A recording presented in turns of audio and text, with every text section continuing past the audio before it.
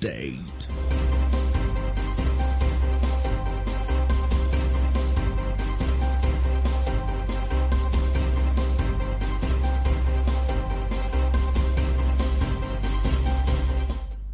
Good evening and welcome. I am Oluwatimileyin Ajayi with the Carnival Radio News Update.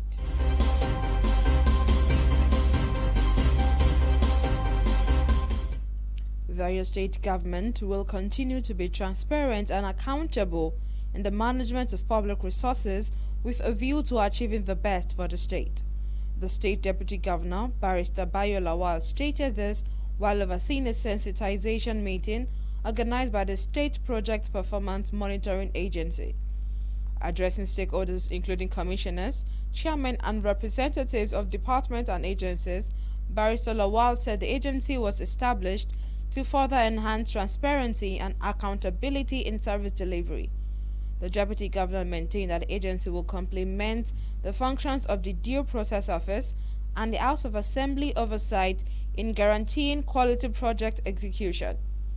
The pioneer chairman, Oyo State Project Performance Monitoring Agency, Engineer Mufutau Salau, in his remarks, explained that the agency, which is directly under the supervision of the governor, will provide adequate monitoring for projects, contractors and consultants to ensure that terms and references are followed to the letter.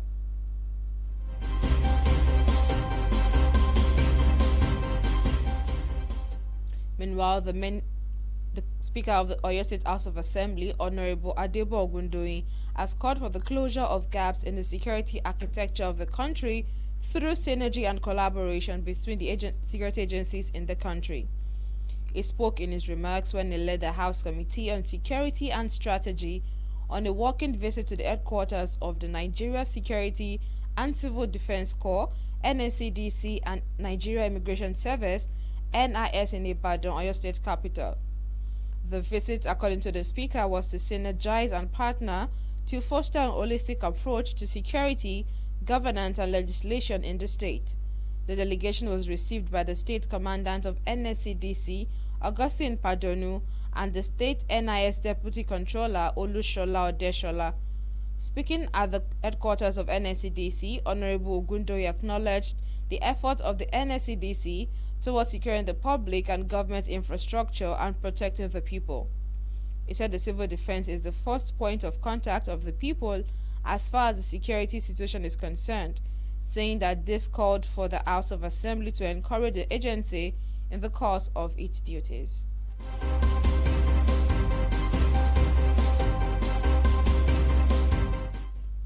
A 17-year-old boy, Jibola Fakologbon, has been sentenced to 14 years imprisonment for assaulting and raping a student of Ero College of Education. Fakologbon, who was arraigned in December 2021 on 2-count charges bordering on assault and rape, committed the offense at Ero via Igbarauke by touching the victim's breast and having unlawful sexual intercourse without her consent. He pleaded not guilty to the charges. During the trial, the prosecution, led by DG Kayode, called 3 witnesses and tendered 6 exhibits, but the convict testified as a sole witness.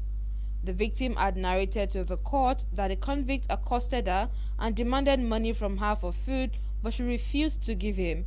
Delivering judgment, Justice Yemi Fasomi sentenced the convict to 2 years imprisonment for the offense of indecent assault and 12 years imprisonment for the offense of rape. In the meantime, an unidentified septuagenarian has slumped and died inside an Ondo State High Court session in Oka, Ondo State.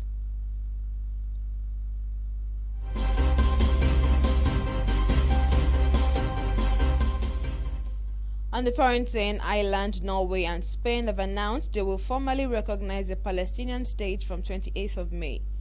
Spain and Ireland said the decision was not against Israel nor in favor of Hamas, but rather in support of peace. Israel reacted angrily, warning the move would mean more instability in the region, as Israel recalled its ambassadors to all 3 countries. Report says Hamas and its rival, the Palestinian Authority, have welcomed the recognition. Norway was first to make its announcement today in a move coordinated with the other 2 countries. Prime Minister Jonas Gahr Støre said in an address that the move was in support of moderate forces that are on a retreating front in a protracted and cruel conflict. Ireland and Spain followed suit soon after. According to Irish Foreign Minister Michael Martin, Ireland has stated clearly its support for the equal right to security, dignity and self-determination for the Palestinian and Israeli people. The country's Prime Minister Simon Harris later stressed that Hamas is not the Palestinian people.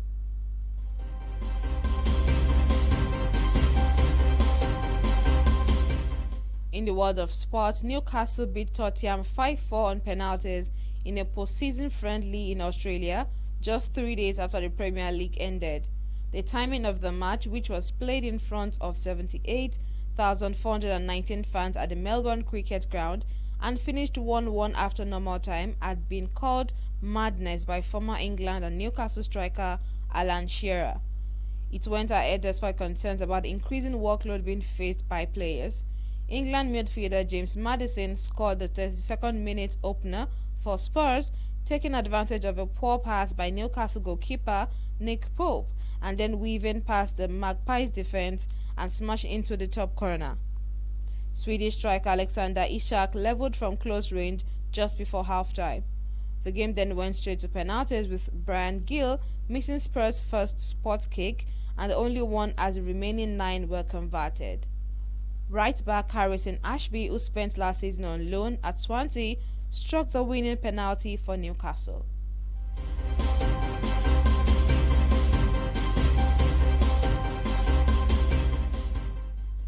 And that'll be all the news update on Carnival Radio. Thank you very much for joining us. My name remains Oluwatimileyin Ajayi. You can download the Carnival Media app from the Google Play Store and the iOS App Store. You can also check out our website at carnivalmedia.ng. Enjoy the rest of your evening.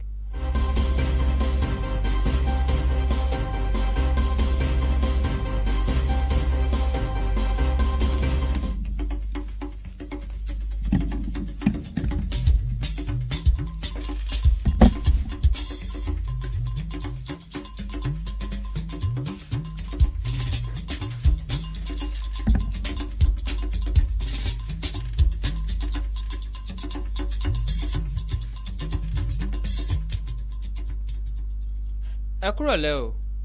Akojopo rẹ̀ lámútọ̀ yín wá láti Carnival Radio. Joseph Oyèkọ́lá lóríròyìn yín.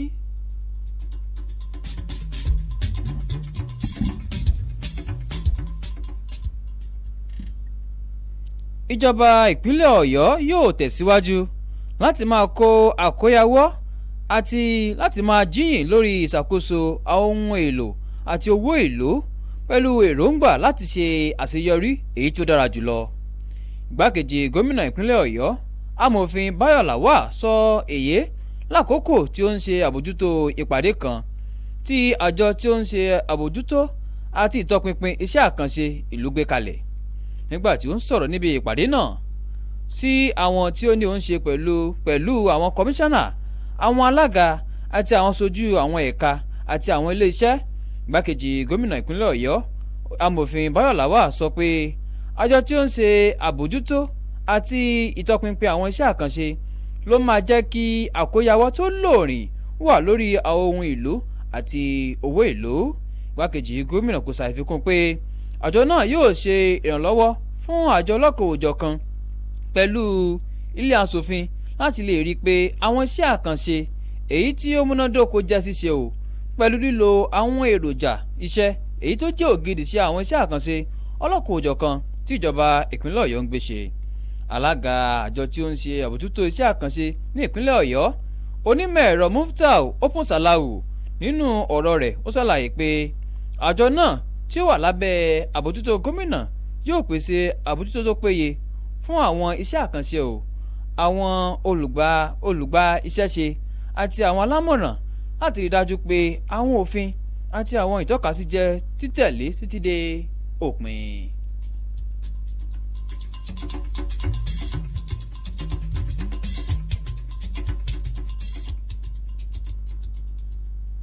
Bákan náà ní ìpínlẹ̀ Ọ̀yọ́, olórí ilé ìgbìmọ̀ asòfin ìpínlẹ̀ Ọ̀yọ́ ọ̀nàrẹ́bù Adébò Ògúndòyìn ti pè fún pípàdé àwọn àlàfo tó wà láàrin ètò ààbò lórílẹ̀ Nàìjíríà nípasẹ̀ fífọwọ́sowọ́pọ̀ láàrin àwọn iléeṣẹ́ elétò ààbò lórílẹ̀‐èdè yìí. Ó sọ̀rọ̀ rẹ̀ nígbà tí ó ń darí ìgbìmọ̀ ilé lórí ètò ààbò àti ìlànà lórí àbẹ̀wò iṣẹ́ sí olú iléeṣẹ́ ààbò ara ẹni láàbò ìlú NSCDC àti àjọ tí ó ń rí sí bí àwọn ènìyàn ṣe ń wọ orílẹ̀-èdè Nàìjíríà àti wọ́n sì ń jáde NIS ní olú iléeṣẹ́ wọn tó wà ní Ìbàdàn, olúùlú ìpínlẹ̀ Ọ̀yọ́. Ìbẹ̀wò náà, gẹ́gẹ́ bí adarí ilé aṣòfin ṣe sọ, ló wà láti mú ṣíṣiṣẹ́ pọ̀ àti ìbáṣepọ̀ tó lóòrìn wà láti dojúkọ ètò ààbò tó mẹ́hẹ, ìṣàkóso àti ọ̀rọ̀ òfin ní ìpínlẹ̀ Ọ̀yọ́. Olúṣọlá Adésọlá tó jẹ́ alukoro àjọ NSCDC ní ìpínlẹ̀ Ọ̀yọ́ ló gba àwọn aṣojú náà wọlé nígbà tí ó ń sọ̀rọ̀ ní olú iléeṣẹ́ NSCDC. Ọ̀nàrẹ́bù Ògúndòyìn jẹ́rìí gbé àwọn akitiyan èyí tí àjọ NSCDC ti ṣe lórí ààbò àwọn ará ìlú àti àwọn amáyédẹrùn ìjọba, bẹ́ẹ̀ gẹ́gẹ́ ààbò àwọn ènìyàn lápapọ̀.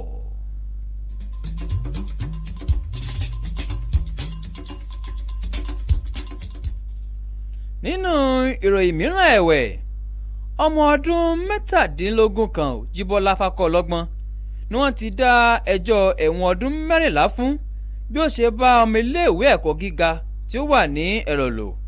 Fákọlọ́gbọ́n tí wọ́n fi ojú ẹ̀ bá ilé ẹjọ́ ní oṣù kejì ọdún 2021 lórí àwọn ẹ̀sùn méjì tí ó ní ṣe pẹ̀lú ìkọlù àti ìfipábánilòpọ̀ ṣe ẹ̀ṣẹ̀ náà ní agbègbè ẹ̀rọ ní Ìgbàrá Òkè nípa fífọwọ́ kan àwọn ibi tí kò yẹ lára ọmọbìnrin náà àti níní ìbálòpọ̀ pẹ̀lú ọmọbìnrin náà láì gbàṣẹ lọ́wọ́ rẹ̀.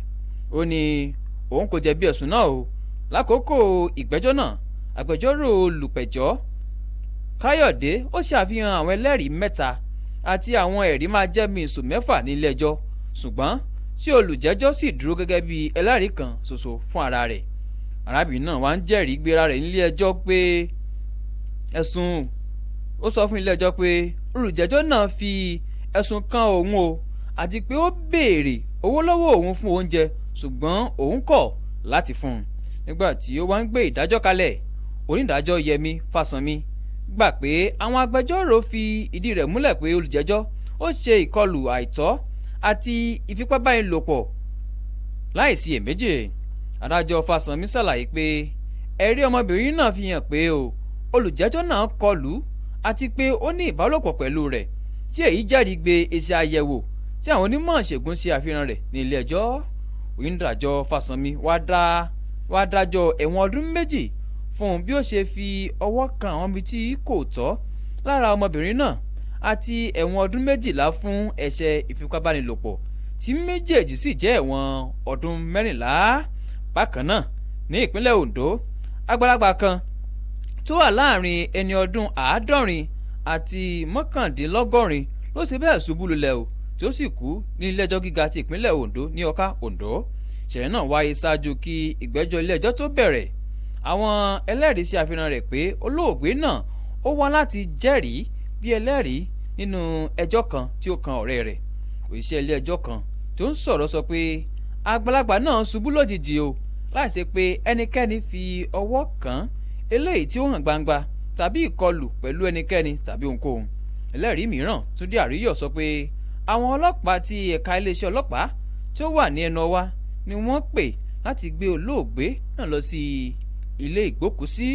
Iléeṣẹ́ ọlọ́pàá ẹnu ọwá fi ìdí ìṣẹ̀lẹ̀ náà múlẹ̀ tí ó sì ní pé àwọn ti gbé ẹjọ́ náà lọ sí ẹ̀ka iléeṣẹ́ ọlọ́pàá tí ó ń rí sí ìpànìyàn tó lu iléeṣẹ́ ọlọ́pàá tó wà ní Àkúrẹ́.